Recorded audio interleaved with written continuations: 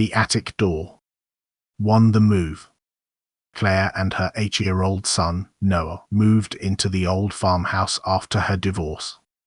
It was cheap. Too cheap, really.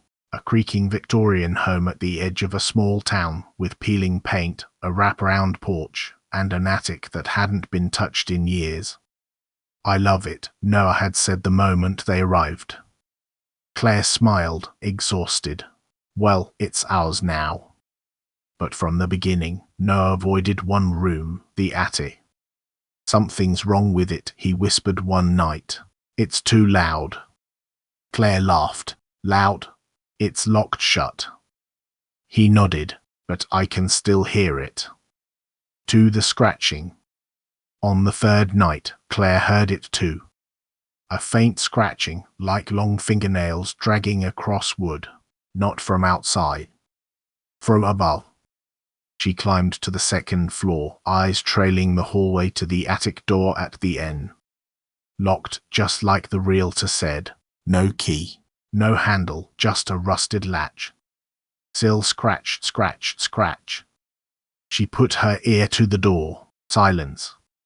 When she turned away, she heard it again. A soft, quick tapping like something ran across the other side.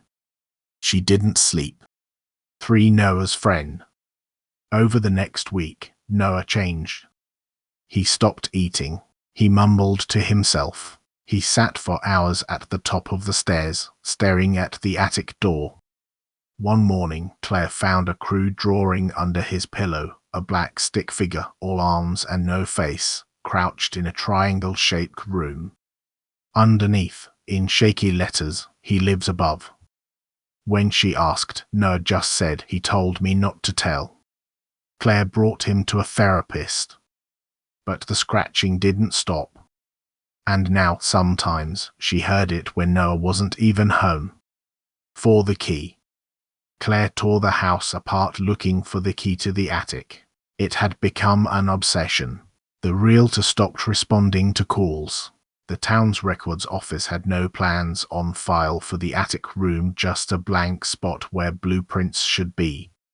Finally, behind the basement furnace, she found it, a tiny, bone-white key, cold to the touch. It felt heavier than it should. That night, she waited until Noah was asleep. Then she went upstairs. The scratching stopped as she reached the door. She inserted the key. The latch clicked. The door creaked open. 5 inside the attic. Dust floated like ash in the beam of her flashlight. The room was triangular, tight. Cobwebs everywhere. But no furniture, no toys, no storage. Just one thing. A mirror, full length, in a broken frame. It stood against the far wall. Her flashlight flickered. Then went out. Claire stood in pitch black. She turned toward the stairs, but there were none. The attic door was gone. Just blank wall. She screamed, banged on it, but the wood didn't budge. Then she heard breathing. Not hers. Slow, wet, in the darkness behind her. She turned and the mirror was no longer empty.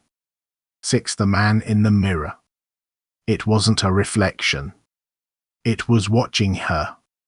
A tall figure, pitch black, no eyes, no face, just long, reaching arms.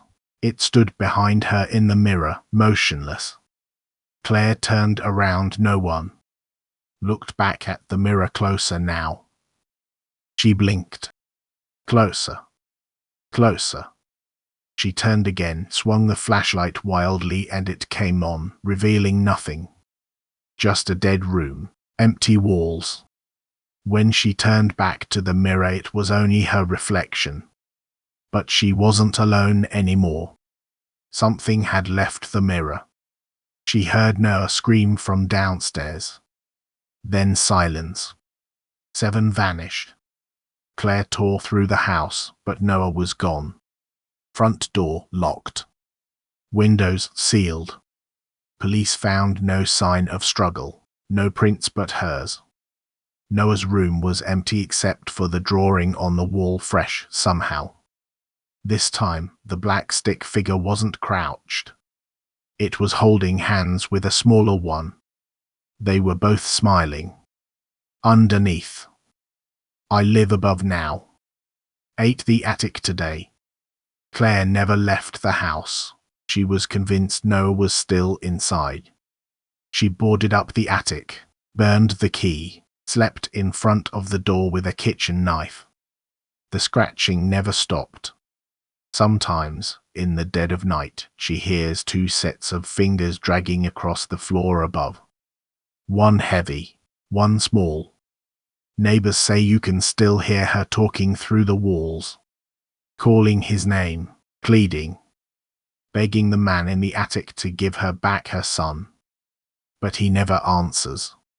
He just scratches. And now. So do you. 9 Epilogue, your ceiling. You heard it just now, didn't you? That faint scratch above your head. Don't look. Don't go up there. He doesn't want you to see him. Not yet. He's waiting. Until you're alone. Until you open the door.